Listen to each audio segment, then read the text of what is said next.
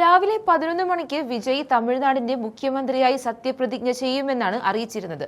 മുഖ്യാതിഥിയായി ക്ഷണിച്ചിരുന്നത് കോൺഗ്രസ് നേതാവ് രാഹുൽ ഗാന്ധിയാണ്.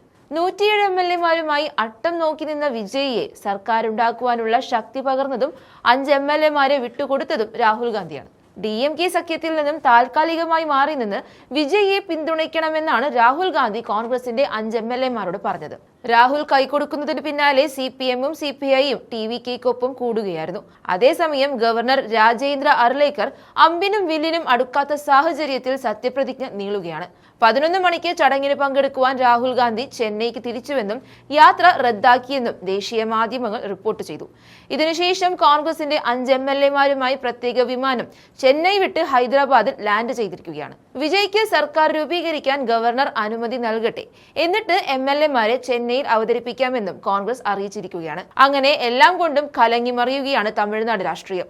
വിജയുടെ പനയൂരിലെ വസതിക്ക് മുന്നിൽ പ്രവർത്തകർ പടക്കം പൊട്ടിച്ച് വിജയാഘോഷം തുടങ്ങുകയും ശനിയാഴ്ച രാവിലെ സത്യപ്രതിജ്ഞ നടക്കുമെന്ന അഭ്യൂഹങ്ങൾ പരക്കുകയും ചെയ്തിരുന്നു. എന്നാൽ ഗവർണർ രാജേന്ദ്ര അർലേക്കറെ വിജയ് കണ്ടപ്പോൾ രേഖാമൂലം പിന്തുണയുള്ള MLA-മാരുടെ എണ്ണം 116 മാത്രമാണെന്ന് ഗവർണറുടെ ഓഫീസ് വൃത്തങ്ങൾ അറിയിച്ചു. ഇതോടെയാണ് സത്യപ്രതിജ്ഞ മാറ്റിവെച്ചത്. കോൺഗ്രസ്, CPI, CPM കക്ഷികളുടെ പിന്തുണയോടെ 118 എന്ന കേവല ഭൂരിപക്ഷം വിജയ് മറികടന്നു എന്നായിരുന്നു സൂചനയെങ്കിലും VCK എന്ന വിടുതലൈ ചിറുതൈക്കൽ കച്ചി അന്തിമ തീരുമാനം വൈകിപ്പിച്ചതാണ് കാര്യങ്ങൾ സങ്കീർണമാക്കിയത്.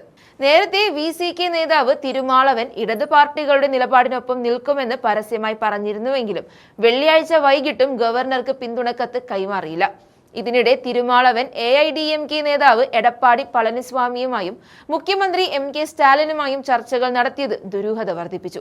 തിരുമാളവനെ തന്നെ മുഖ്യമന്ത്രി സ്ഥാനത്തേക്ക് ഉയർത്തിക്കാട്ടി DMK-യും AIDMK-യും ചേർന്ന് പുതിയൊരു നീക്കത്തിന് ശ്രമിക്കുന്നതായി തമിഴ് രാഷ്ട്രീയ വൃത്തങ്ങളിൽ അഭ്യൂഹങ്ങൾ പടർന്നിരുന്നു.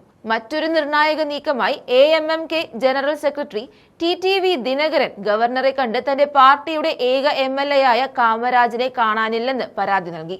TVK തന്റെ MLA-യെ തടങ്കലിൽ വെച്ചിരിക്കുകയാണെന്നും കുതിരക്കച്ചവടമാണ് നടക്കുന്നതെന്നും അദ്ദേഹം ആരോപിച്ചു. ഇത് ഗൗരവമായി എടുത്ത ഗവർണർ MLA-യെ കണ്ടെത്താൻ DGP-ക്ക് നിർദ്ദേശം നൽകുകയും ശനിയാഴ്ച നടത്താനിരുന്ന സത്യപ്രതിജ്ഞാ ചടങ്ങുകൾ താൽക്കാലികമായി റദ്ദാക്കുകയും ചെയ്യുകയായിരുന്നു. ഇതോടെയാണ് രാഹുൽ ഗാന്ധിയുടെ യാത്രയും റദ്ദാക്കിയത്. വിജയ് സർക്കാർ രൂപീകരിക്കുമെന്ന് ടൈംസ് ഓഫ് ഇന്ത്യ റിപ്പോർട്ട് ചെയ്തപ്പോൾ ഭൂരിപക്ഷം തെളിയിക്കാൻ കഴിയാത്തതിനാൽ സത്യപ്രതിജ്ഞ ഉണ്ടാകില്ലെന്ന് NDTV റിപ്പോർട്ട് ചെയ്തു. TVK സഖ്യത്തിന് 117 MLA-മാരുടെ പിന്തുണ മാത്രമേ ഉള്ളൂ എന്ന് ദ ഹിന്ദുവും റിപ്പോർട്ട് ചെയ്യുന്നുണ്ട്. നേരത്തെ വെള്ളിയാഴ്ച CPI-യും CPM-ഉം വിജയ്ക്ക് പുറത്തുനിന്ന് പിന്തുണ പ്രഖ്യാപിച്ച് കത്ത് നൽകിയിരുന്നു.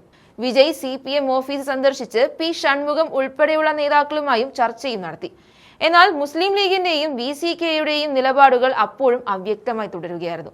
അതേസമയം ഗവർണറുടെ നടപടിക്കെതിരെ TVK സുപ്രീം കോടതിയെ സമീപിച്ചിട്ടുണ്ട്. ഏറ്റവും വലിയ ഒറ്റകക്ഷിയെ സർക്കാർ രൂപീകരിക്കാൻ ക്ഷണിക്കണമെന്ന് ആവശ്യപ്പെട്ട് അഭിഭാഷക ഏഴിലരസിയാണ് ഹർജി നൽകിയത്. സർക്കാർ രൂപീകരണത്തിൽ ഗവർണർ അനാവശ്യമായി കാലതാമസം വരുത്തുന്നുവെന്നാരോപിച്ച് സംസ്ഥാനത്തിന്റെ വിവിധ ഭാഗങ്ങളിൽ TVK പ്രവർത്തകർ പ്രതിഷേധം തുടരുകയാണ്. തമിഴ് രാഷ്ട്രീയത്തിൽ അത്യന്തം ഉദ്വേഗഭരിതമായ ഒരു സാഹചര്യം നിലനിൽക്കുന്നതിനാൽ വരും മണിക്കൂറിലെ തീരുമാനങ്ങൾ ഏറെ നിർണായകമാകുമെന്ന് ഉറപ്പാണ്.